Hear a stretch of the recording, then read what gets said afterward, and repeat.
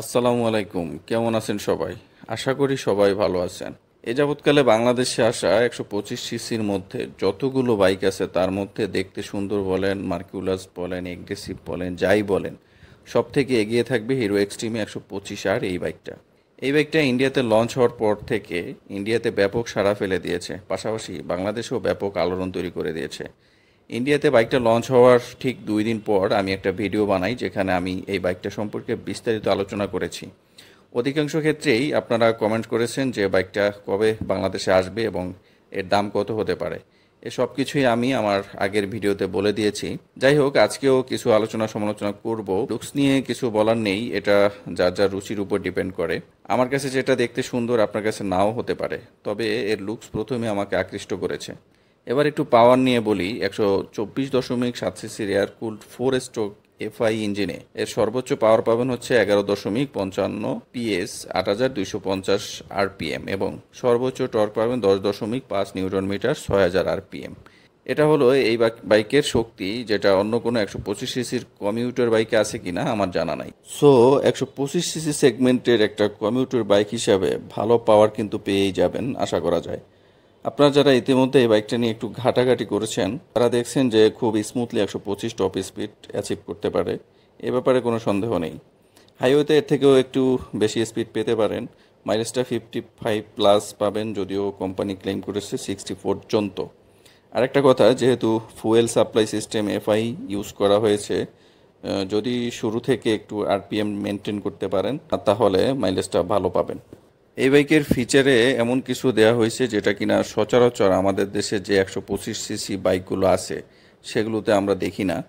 যেমন উদাহরণ হিসাবে এই বাইকের চাকার কথাই বলি, তাহলে এর সামনে যে চাকাটা ব্যবহার করা হয়েছে এর টায়ার সাইজ হলো 90/90, এবং পিছনে যে টায়ারটা দেওয়া হয়েছে সেটা হচ্ছে 120/80, যেটা কিনা অন্য বাইকে দেখা যায় না। পাশাপাশি এটা সামনে 37 মিলিমিটারের টেলিস্কোপিক সাসপেনশন এবং পেছনে রয়েছে মনোশক সাসপেনশন, যেটা কিনা এই সেগমেন্টে খুবই রেয়ার।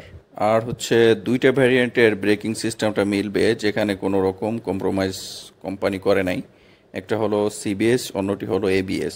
সিবিএস ব্রেকিংয়ে 240 মিলিমিটারের টিক্স ব্যবহার করা হয়েছে, এবং ভালো লাগার বিষয় হচ্ছে যেটাতে এবিএস রয়েছে সেটাতে 276 মিলিমিটারের বড় সড়ো একটা ডিস্ক ব্যবহার করা হয়েছে, যেটা কিনা 150 বা 160 সিসিতে সাধারণত আমরা দেখতে পাই, যেখানে দেয়া হয়েছে সিঙ্গেল চ্যানেল এবিএস। বাংলাদেশে আসলে হয়তো এটা প্রথম কোনো বাইক যেখানে এত ফিচার অ্যাড করা হয়েছে, অন্তত এই সেগমেন্টের ভিতরে। আরেকটা বিষয় হচ্ছে, মাঝখানে একটু নেগেটিভ বলি এই বাইকটার ব্যাপারে। এই বাইকটার ওয়েট যেহেতু 136 কেজি, সেহেতু পিছনের ডিস্ক ব্যবহার করলে মনে হয় আর একটু ভালো হতো। এটা হচ্ছে একান্তই আমার ব্যক্তিগত মতামত। তবে এই বাইকটার সব থেকে বেশি পছন্দ হয়েছে আমার কাছে এর মিটার প্যানেলটা। ফুললি ডিজিটাল একটা মিটার, যেটা দেখতে খুবই চমৎকার। গিয়ার ইন্ডিকেটর থেকে শুরু করে যাবতীয় ইনফরমেশন এখানে দেয়া হয়েছে। ব্লুটুথ কানেক্টিভিটি রয়েছে, যেটার মাধ্যমে আপনি আপনার স্মার্টফোন কানেক্ট করতে পারবেন, যেটা কিনা এই সেগমেন্টে কোনো বাইকেই নেই। এছাড়াও এই বাইকের লাইটিং সিস্টেমটা কিন্তু ফুললি এলইডি। সামনে ইন্ডিকেটর থেকে শুরু করে যাবতীয় লাইটিংগুলো এলইডি সমৃদ্ধ একটা বাইক। এত কিছুর পরেও যদি জিজ্ঞেস করেন ভাই আপনি কি এই বাইকটা কিনবেন, উত্তরে বলবো না ভাই, আমি কিনবো না। কারণ হচ্ছে যদি আমার বাজেটের বাইরে কিংবা সাধ্যের বাইরে চলে যায়। আমি সবসময় একটা কথা বলি যে একটা বাইক কেনার ক্ষেত্রে বাজেটই হচ্ছে আমার কাছে প্রথম স্টেজ।